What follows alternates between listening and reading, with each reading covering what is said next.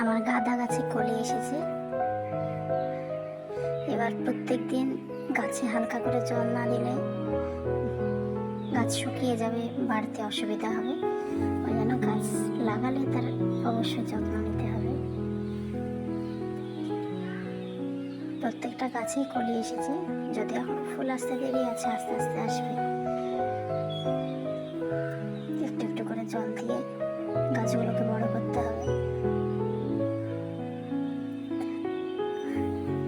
জিমির গার্ডেনে আপনাদের স্বাগত। আপনারা সবাই কেমন আছেন?